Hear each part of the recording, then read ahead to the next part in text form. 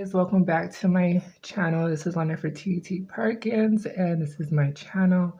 So, I wanted to basically tell people that for, mm, I would say, from the age of eighth grade, so about that was like, you know, 13 years of age, all the way from the time of, I would say, 17, around there, that I had a sex addiction problem. Um, as I got older, I got the treatment managed.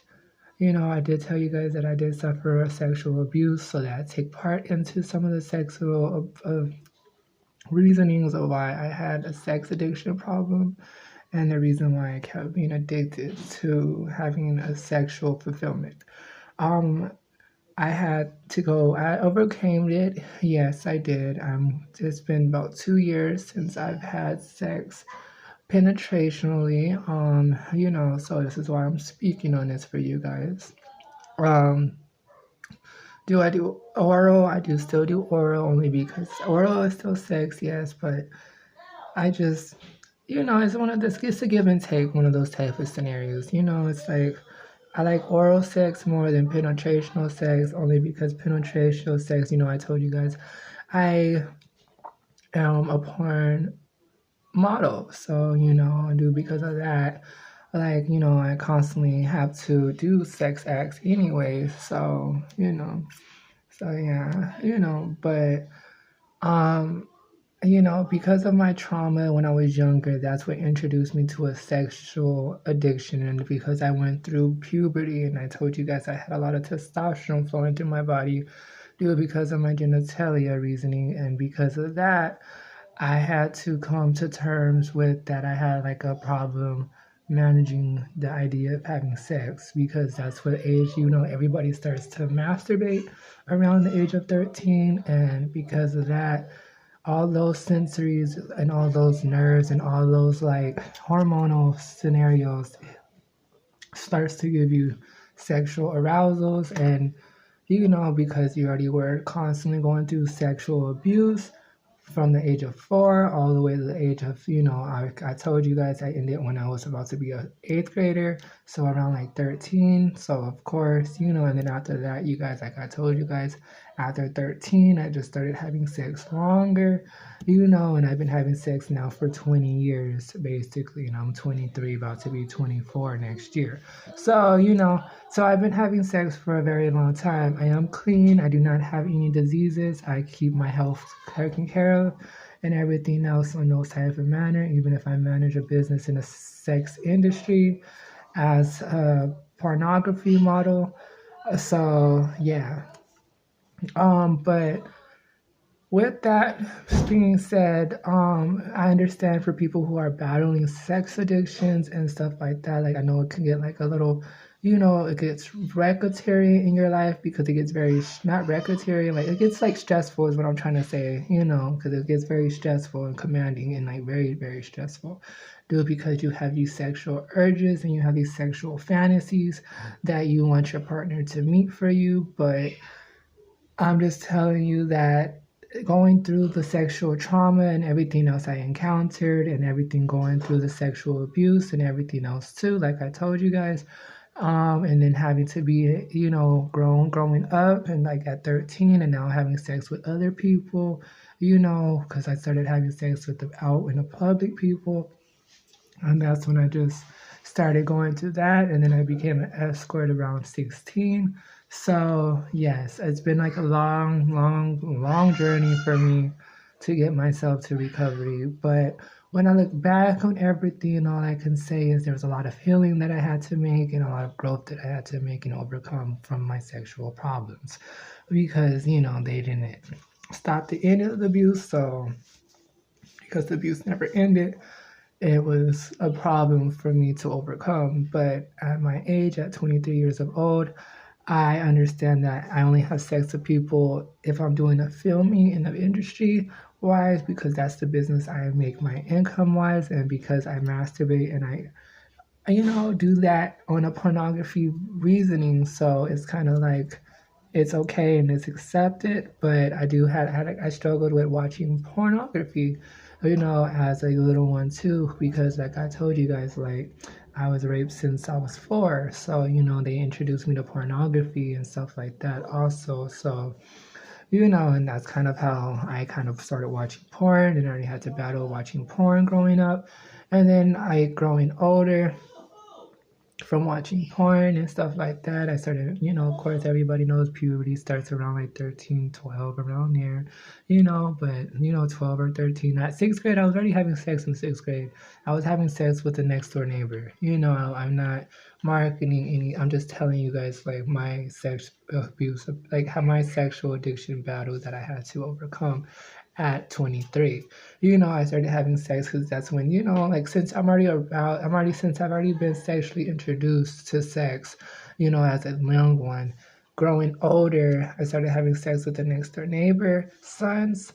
And yeah, so I was having sex with them. And I had to grow older, and because I turned like a seventh grader after that year, this was like a really really long journey for me. I started trying to get like other like adult men to like have sex with me, because in my mind, like I told you guys, like I went through a lot of sexual abuse trauma, and when I was being younger I was being raped by adults. So in your mind, when you're about seventh grade, you probably think that you're an adult, but I wasn't an adult. I was a child still. I was a teenager. But yeah, I had to overcome a lot of my sexual, urges of things. But they were never really bad. Like I never had really bad sexual urges. I had like to really understand that because of all the arousals of things that people kept introducing to me as a young one, that it wasn't always that wasn't the best suitable reaction for me, because they're putting in all this negativity. So it was just messing up my mind basically. So and I just started, I messaged adult men trying to get them to talk to me on like social sites and stuff like that, because I was trying to get introduced to people to have sex with me. And then at eighth grade, that's when I started branching out. I'm not endorsing any child pornography or anything like that. I'm just sharing my story. So yeah, and then at eighth grade, like I just started having sex more, as an eighth grader, and I started having sex with adult men and everything else in that category, because that's when I just said, I don't care no more, and I want to have sex with people because I'm masturbating. About that time, it's like 13, and I decided to meet people, and I just started having sex with people around my neighborhood. And then I'll meet people on a consistent basis, because I was working at 13, not as a escort, but I was working a selling candy company crew, so I was thinking that I was grown basically. Because I've been earning my own money, like I told you guys, for 11 years. So you know.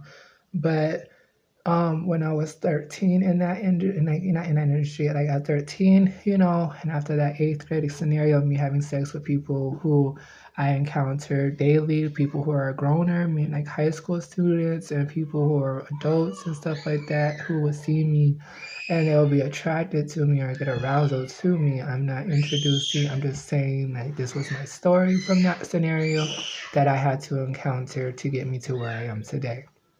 Um, looking back of all of it, it was a lot of journey that I had to make and everything else, because it was constantly people trying to get me arousals and get me to sexually arousal of me, to get me to take urges and take part in their urges because they're sexually aroused. And because they're sexually aroused, they're trying to make me sexually aroused because they're sexually aroused of me. So they're trying to get sexually aroused from me to them, so that way they can have sex with me. So um, so around freshman year, I started doing that, and I had like started so this I started having sex with more adults and everything else in that manner, and it was just a lot of reckless decisions growing up on my part because I was trying to heal from my sexual abuse trauma. And then, it was not something that people really talked about, that, to me, that, I had to understand this as growing older, that, there's a legal consent age, and, each state has their own legal consent ages and everything else of that. And because I wasn't at age of consent, I had to understand that all the stuff that I was going through was wrong, and there was a lot of mishaps that was happening to me for people's arousals for me. And so freshman year, I started, like I said, doing that, and I started trying to have sex with people and like everyday basis. I would try to have sex with people who I work with, in the selling candy industry, because that's what I used to do as a teenager. I used to take those little, those teenagers that sell those candy crews. They have like the candy box. There's like a person who owns it, and then you go sell candy out. If you hear the yelling in the background, that's my niece again. So, but yeah, she's in the living room with her grandma and her mama. So yeah, but so of course, in like a freshman standpoint, I was having sex with people who are in my crew membership and stuff like that, and I was having sex with them. Then I was having sex with people who I met from social sites because I was being a very fast addict, of sexual exploitations to have sexual connections with people. And then I had to grow from there to 10th grade, and I was still having sex, of course, because I told you guys I've been having sex for 20 years. And I'm only 23, about to be 24 next year. So, there's a long period of time of how long I've been having sex, so yeah. So about junior year, like I told you guys, I was an escort at 16. And then I started having sex with adult men, and I started marketing myself to get sexual relations from them, not telling them I was lying about my ages through all of the scenarios about eighth grade, ninth grade, 10th grade, in 11th grade. I was just doing a lot of bad mishaps because I was misled thinking that at my age I was supposed to understand that what was going on, but the reality of truth was I was too young to actually know what was going on. And at this age that I am, I have to look back and actually make amends to all of the scenarios that I made bad decisions about. But yeah, you know, so junior year, I was an escort and I was doing all that, and I was like telling people about different age, just so that way people could, because I needed money for myself. That's the reason of what caused everything. Because at 16, like I told you guys, there was a lot of neglect that was happening to me. That's why I was raped for so long, and that's why I had sex for so long, for like about 20 years of my life. Because it ended in 18. That's when like the sexual abuse, like for my scenario, because I stopped marketing myself to adults because I became an adult at 18. So yeah, but um, it was like a battle of like, a constant battle. Yeah, because, with your hormones, and because I told you guys, like my testosterone level was at 1,153. And I didn't have it managed growing up as a teenager because they didn't take part in those types of understandings that I was born intersex.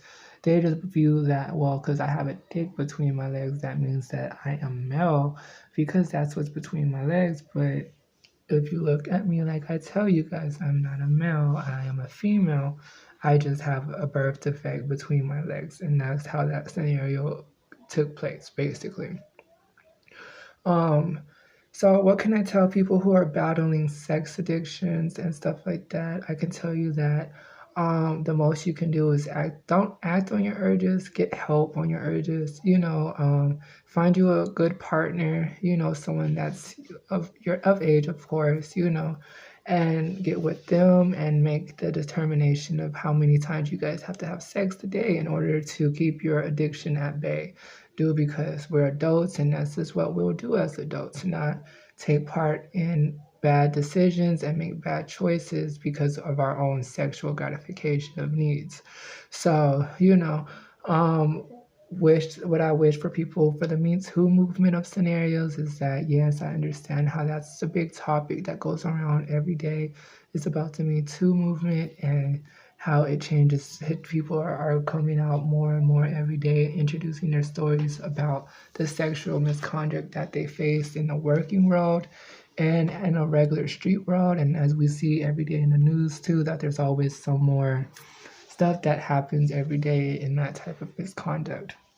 But all I know is at my age, at 23, I'm very happy that I was able to come to ends to all of the sexual abuse traumas and actually make amends to getting myself to be healing and recovering.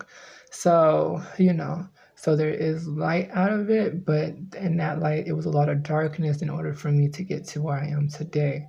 So, and for people who are having, like I said, going through like their old sexual abuse, like not sexual abuse, well, they're healing from sexual abuse.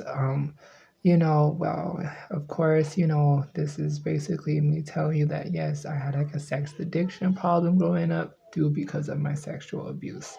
So, yes. Um, you know, uh, but when we look back, we could always just say that, we all had that time in our life where we kind of struggled with, our sexuality and we were kind of being aroused to different stimuli of events because we're going through hormonal hiccups. And, as you get older and become adult, you still have your hormonal hiccups, but you just do it more adultly and you have your adult partner who's 18 who you can actually say, I can have sex with this person and everything else too. Of course, on my channel, this is me. This is adult entertainment channel, so this is only classified as under adults topics. So people who are 18 and over are only the people who can hear this type of news flash and only hear this information. So there's no younger kids taking part in any bad choice decisions and making bad choices because this is 18-year-old and older channel. So it has it restricted. So 18 and older, because I talk about 18-year-old older type of content. So yeah. Um, yeah, so all I can tell you is that,